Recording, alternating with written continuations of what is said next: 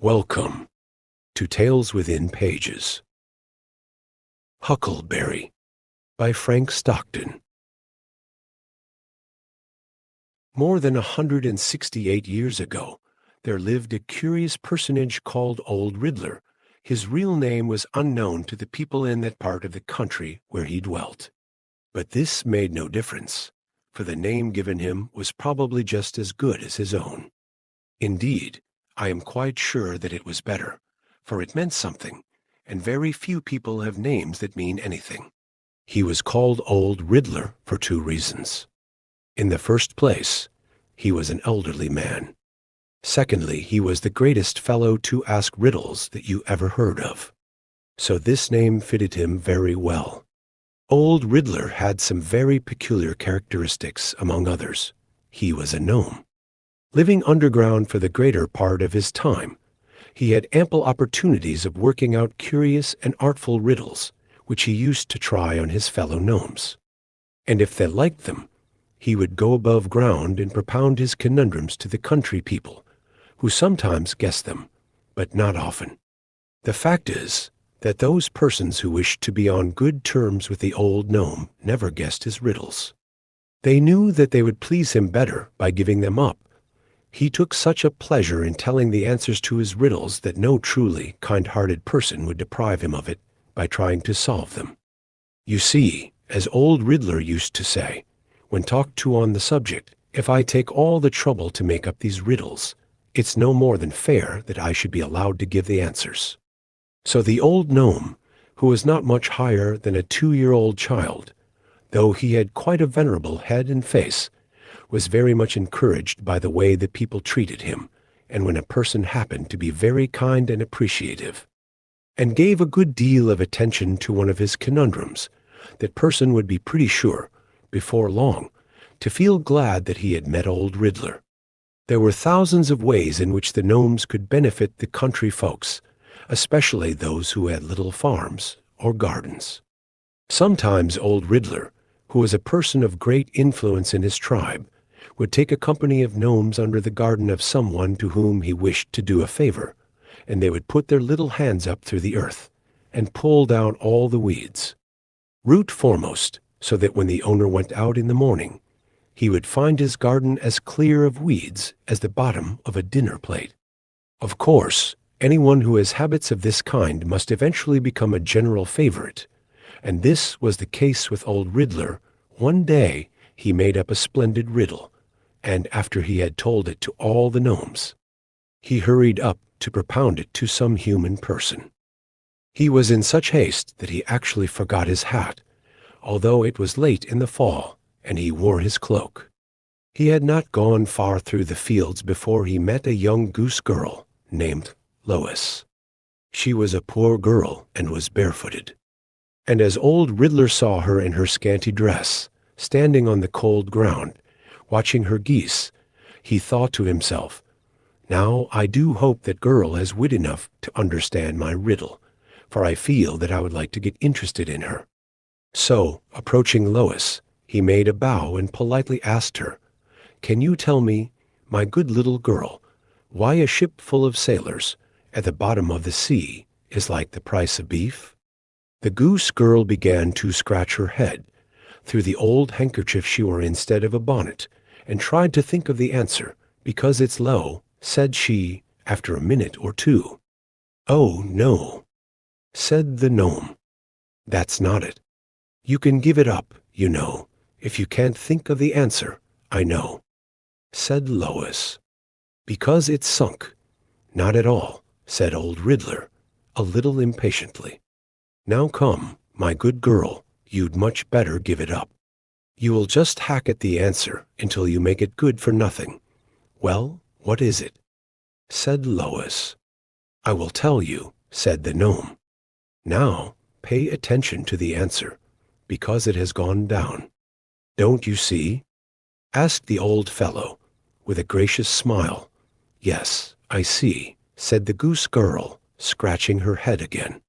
"But my answer was nearly as good as yours." "Oh, dear me," said Old Riddler, "that won't do. It's of no use at all to give an answer that is nearly good enough." It must be exactly right, or it's worthless. I am afraid, young girl, that you don't care much for riddles. Yes, I do, said the goose girl. I make them, exclaimed old Riddler, in great surprise. Yes, replied Lois, I'm out here all day with these geese, and I haven't anything else to do, and so I make riddles. Do you want to hear one of them? Yes, I would like it very much indeed, said the gnome. Well, then, here's one. If the roofs of houses were flat instead of slanting, why would the rain be like a chained dog? Give it up, said old Riddler, because it couldn't run off, answered Lois. Very good, said the gnome. Why, that's nearly as good as some of mine. And now, my young friend, didn't you feel pleased to have me give up that riddle and let you tell me the answer, straight and true, just as you knew it ought to be? Oh, yes, said the goose girl. Well then, continued old Riddler, remember this. What pleases you'll often please other people. And never guess another riddle. Lois, although a rough country girl, was touched by the old man's earnestness and his gentle tones. I never will, said she. That's a very well-meaning girl, said old Riddler to himself as he walked away, although she hasn't much polish. I'll come sometimes and help her a little with her conundrums. Old Riddler had a son named Huckleberry. He was a smart, bright young fellow, and resembled his father in many respects. When he went home, the old gnome told his son about Lois, and tried to impress on his mind the same lesson he had taught the young girl. Huckleberry was a very good little chap, but he was quick-witted and rather forward, and often made his father very angry by guessing his riddles. And so he needed a good deal of parental counsel. Nearly all that night, Huckleberry thought about what his father had told him. But not at all as old Riddler intended he should. What a fine thing it must be, said Huckleberry to himself, to go out into the world and teach people things. I'm going to try it myself. So, the next day, he started off on his mission. The first person he saw was a very small girl playing under a big oak tree. When the small girl saw the young gnome, she was frightened and drew back, standing up as close against the tree as she could get. But up stepped Master Huckleberry, with all the airs and graces he could command. Can you tell me, my little miss, said he, why an elephant with a glass globe of gold fish tied to his tail is like a monkey with one pink eye and one of a mazarine blue? No, said the small girl, I don't know. Go away. Oh, said Huckleberry, perhaps that's too hard for you. I know some nice little ones, in words of one syllable. Why is a red man with a green hat like a good boy who has a large duck in a small pond? Go away, said the small girl. I came here to pick flowers. I don't know riddles. Perhaps that one was too easy, said Huckleberry kindly. I have all sorts. Here is one with longer words, divided into syllables. I'll say it slowly for you. What is the difference between a magnanimous shipmate and the topmost leaflet on your grandmother's bar beer rye bush? I haven't got any grandmother, said she. Oh, well, any grandmother will do, said Huckleberry. I can't guess it, said the small girl, who was now beginning to lose her fear of the funny little fellow. I never guessed any riddles. I'm not old enough. Very well, then, said Huckleberry. I'll tell you what I'll do. Let's sit down here under the tree, and I'll tell you one of Father's riddles, and give you the answer. His riddles are better than mine, because none of mine have any answers. I don't put answers to them, for I can never think of any good ones. I met a boy once, and told him a lot of my riddles, and he learned them and went about asking people to guess them. And when the people gave them up, he couldn't tell them the answers, because there were none, and that made everybody mad. He told one of the riddles to his grandmother. I think it was the one about the pink-eyed monkey and the wagon load of beans." "No," said the small girl. "The elephant and the goldfish was the other part of the pink-eyed monkey one." "Oh, it don't make any difference," said Huckleberry. "I don't join my riddles together the same way every time. Sometimes I use the goldfish and elephant with the last part of one riddle, and sometimes with another. As there's no answer, it don't matter. I begin a good many of my best riddles with the elephant, for it makes a fine opening. But as I was going to tell you, this boy told one of my riddles to his grandmother, and she liked it very much. But when she found out that there was no answer to it, she gave him a good box on the ear, and that boy has never liked me since. But now I'll tell you a story. That is, it's like a story, but it's really a riddle. Father made it, and everybody thinks it's one of his best. There was once a fair lady of renown who was engaged to be married to a prince.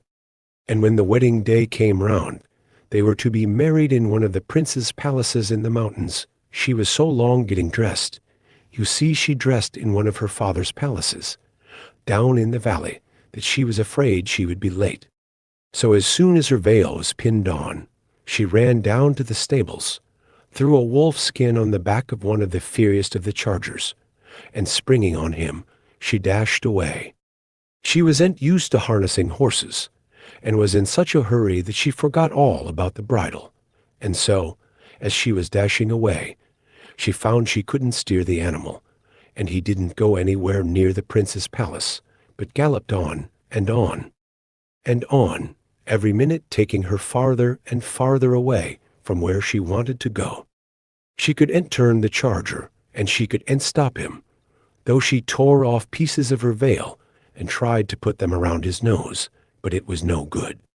So when the wedding party had waited and waited and waited, the prince got angry and married another lady, and nobody knows where the fair lady of renown went to, although there are some people who say that she's a-galloping yet and trying to get her veil around the charger's nose.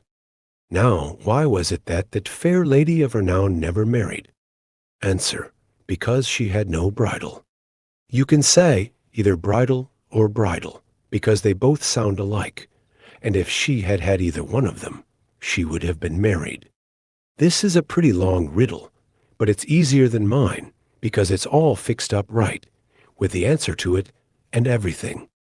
You like it better than mine, don't you? The small girl did not answer, and when Huckleberry looked around, he saw that she was asleep. "Poor little thing," said Huckleberry softly to himself. "I guess I gave her a little too much riddle to begin with. Her mind isn't formed enough yet, but it's pretty hard on me. I wanted to teach somebody something, and here she's gone to sleep. I wish I could find that goose girl. If Father could teach her something, I'm sure I could." So he went walking through the fields, and pretty soon he saw Lois standing among her geese, who were feeding on the grass. Huckleberry skipped up to her as lively as a cricket. "Can you tell me," said he, "why an elephant with a glass globe of goldfish tied to his tail is like the Lord High Admiral of the British Isles?" "Was the globe of goldfish all the elephant owned?" asked the goose girl thoughtfully. "Yes," said Huckleberry, "but I don't see what that's got to do with it." "Then the answer is," said Lois, without noticing this last remark, "because all his property is entailed." "Well, I declare," cried Huckleberry, opening his eyes as wide as they would go, "if you didn't guess it."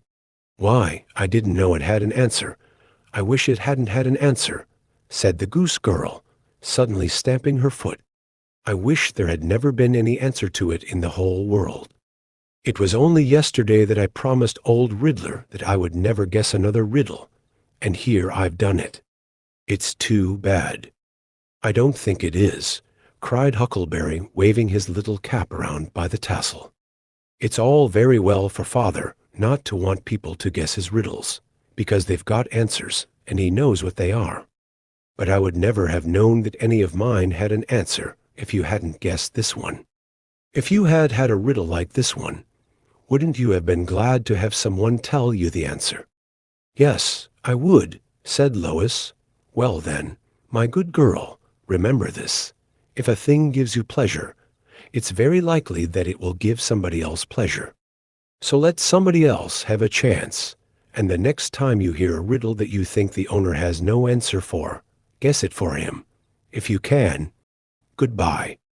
And away went Master Huckleberry, skipping and singing and snapping his fingers and twirling his cap, until he came to a wide crack in the ground, when he rolled himself up like a huckleberry dumpling, and went tumbling and bouncing down into the underground home of the gnomes. Get out of the way, said he to the gnomes he passed, as he proudly strode to his father's apartments. I'm going to make a report. For the first time in my life, I've taught somebody something. When Huckleberry left her, the goose girl stood silently in the midst of her geese. Her brow was overcast. How's anybody to do two things that can't both be done? She exclaimed at last, I'll have nothing more to do with riddles as long as I live. If you like the story, hit the like button, and don't forget to subscribe to the channel.